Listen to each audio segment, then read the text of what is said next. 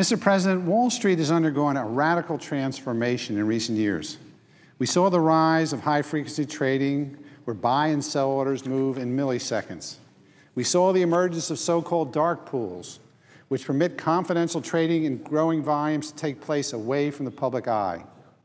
We now have some trading firms, computer servers enjoying the advantage of on-site location at an exchange, a practice known as co-location. We've seen the creation of flash orders, which allows certain traders to see orders before anyone else. There have been new developments in payments for order flow, a practice that permits market centers to pay a broker to route a trade its way. These and myriad other practices, almost too complicated to describe, have fundamentally changed the way our markets operate. We now have a high-tech, profit-driven arms race which continues to escalate every day, that has transformed the ways and the places and the speeds in which stocks and other securities are traded. There are at least two questions that must be posed, questions we must look to market regulators to answer. First, have these opaque, complex, increasingly sophisticated trading mechanisms been beneficial for retail investors, helping them to buy at the lowest possible price and sell at the highest price with the lowest possible transaction costs? Or have they left them as second-class investors, pushed aside by powerful trading companies able to take advantage of small but statistically and financially significant advantages? And second, these high-tech practices and their ballooning daily volumes pose a systemic risk. To take just one example, is anyone examining the leverage of these traders used in committing their capital in such large daily volumes? What do we really know about the cumulative effect of all these changes on the stability of our capital markets? The proponents of these technological developments tell us that this transformation has benefited all investors. But how can we know, truly, how can we know that when so much of the market is opaque to the public and to the regulators? How can we be confident when the measurement and enforcement techniques used by regulators for ensuring best execution seem stuck in the past? And when so many trades in milliseconds across fragmented markets to take advantage of so-called market latencies? And why should we assume that it all operates in the public interest when these changes have not been fully analyzed, individually or collectively, to determine and protect the interests of long-term investors? That is why on August 21st, I wrote to SEC Chairman Mary Shapiro calling for a comprehensive, independent, zero-based regulatory view of a broad range of market structure issues, analyzing the current market structure from the ground up before piecemeal changes built on current structure increases the potential for execution unfairness. I told her then that we need a thorough review so that our laws and regulations can keep pace with market developments. In a written response to me on September 10th, Chairman Shapiro announced that not only was the SEC reviewing dark pools and flash orders, studies that had begun earlier this year, but that it would broaden its review to include regulation ATS threshold levels, direct market access, high-frequency trading, and co-location, which I explained earlier. Adding action to these words, last week the SEC unanimously approved a proposal to ban the use of flash orders in our financial markets. Flash orders undermine the credibility of our markets by giving a select group of market participants a sneak peek at stock quotes. As Chairman Shapiro noted, quote, flash orders provide a momentary head start in the trading arena that can produce inequities in the market, unquote.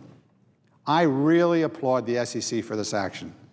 The proposal must be put out for public comment, which the SEC will review before making a final decision. I'm hopeful that last week's action was a true beginning. Banning flash orders is only a small, though significant, very significant step in the review of recent market developments. Accordingly, I was also very, very pleased last week to hear Chairman Shapiro, the commissioners, and the SEC staff voice their support, not just for a flash order ban, but also the need for a comprehensive ground-up review at the Commission of current market structure issues. Chairman Shapiro said last Thursday, other market practices may have opaque features, and that she expects the Commission to, quote, consider initiatives in the near future that address, quote, forms of dark trading that lack market transparency, unquote. James Brigliano, co-acting director, Division of Trading and Markets, added, quote, I want to emphasize that today's recommended proposal is a first step in an ongoing review of market structure issues. The security markets have experienced extraordinary changes over the last few years in trading technology and practices. Some of these changes have led to serious concerns about whether the regulatory structure remains up to date. The division is examining a wide range of market structure issues, including certain practices with respect to undisplayed or dark trading interest. In addition to flash orders that are subject to today's proposal, we anticipate making additional recommendations to the Commission in the coming months for proposals to address discrete issues such as flash orders that warrant prompt attention. There's also a spectrum of broad market structure issues and practices that affect the interests of investors and need to be examined closely, unquote. Mr. President, I cannot tell you how pleased I am to hear the Commission is taking the review seriously. And I say bravo to the SEC. The agency tasked with upholding the integrity of our markets should actively review the rapid technological developments of the past few years and analyze their costs and benefits to long-term investors. Eugene Ludwig, former controller of the currency, recently reminded us that each of the financial crises in the last 25 years, the collapse of the savings and loan industry, the internet stock bust a decade later, and last year's credit market meltdown was the result of inadequate regulation. Another former regulator, Brooks Bourne, a former chairman of the CFTC, warned us of the opaqueness of derivatives markets at a time when they had become big enough to cause trouble. Earlier this year, she recalled her warnings, quote, "I was very concerned about the dark nature of these markets, and further, I didn't think we knew enough about them. I was concerned about the lack of transparency and the lack of any tools for enforcement and the lack of prohibitions against fraud and manipulation," unquote. Unfortunately, history proved Brooks Bourne right. Unchecked, unexamined innovation severely weakened our markets, and as we all know, ultimately led to our financial disaster. Sometimes small, apparently technical innovation in our vast and complicated financial system can generate great benefits for all, and other times they can generate disastrous unintended consequences. It is also fair to say that well-intentioned regulation in a complex market can also have unintended consequences. That is why we need regulators on the job, undertaking a thoughtful and reasoned analysis so we can have a clear view of where innovations may be taking us and whether wise regulations can help curb abuses. Regulators simply must keep pace with the latest market developments, and we in Congress must give regulators the tools they need to observe and stay abreast of the sophisticated financial players they are charged with regulating. I say that again. And we in the Congress must give regulators the tools they need to observe and stay abreast of the sophisticated financial players they are charged with regulating. These three examples from the current debate are especially illustrative of this need: co-location of service of the exchanges, flash orders, and direct market access. When the exchanges first began to permit traders to place their computers on site, giving these traders a few microseconds advantage, the SEC did not insist on regulatory approval. The Commission simply let it occur. There was no active consideration then, as I have called for now, of the means by which fair access can be preserved. The same is true for flash orders. In May, the SEC staff permitted NASDAQ and BATS exchanges to introduce flash order offerings, even though both admitted that the practice was of dubious value and that they simply were driven to adopt it by the loss of market share to competitors. Both exchanges later reversed those decisions voluntarily, which is commendable. But let us not forget that this was a telling example of rote piecemeal review by the SEC staff applying outdated floor-based precedents to electronic age developments. Direct market access is another practice that deserves closer examination. Such agreements allow high-frequency traders to use their brokerage markets participant identification to interact directly with market centers. In order to maximize speed of execution, many sponsored access participants may neglect important pre-trade credit and compliance checks that ensure faulty algorithms cannot send out erroneous trades. According to John Jacobs, Chief Operations Officer for Lime Brokerage, this risk is quite significant, and he says, and I quote, "At 1,000 shares per order and an average price of $20 per share, $2.4 billion of improper trades could be executed in this short time frame. The next long-term capital meltdown would happen in a 5-minute time period," unquote. When did direct access begin, and has the SEC ever considered its ramifications from a comprehensive standpoint?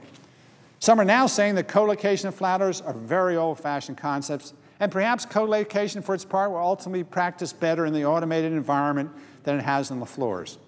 I'm sure some old hands can tell hair-raising stories about the old days in floor space out of the Chicago pits. But that is the point. Co-location and flash are two of many transformational changes this decade that have been considered piecemeal and only in the context of existing policies.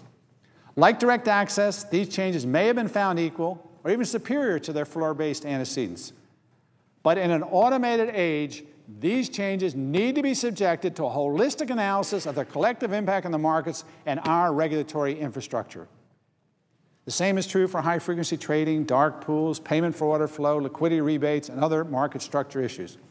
The rapid rise of high-frequency trading and dark execution venues has quite simply left our regulatory agencies playing catch-up. High-frequency traders can execute over 1,000 trades in a single second. Let me say that again, 1,000 trades in a single second. According to the TAB Group, these traders now are responsible for over 70% of all daily U.S. equity trades. 70%, that's 70%.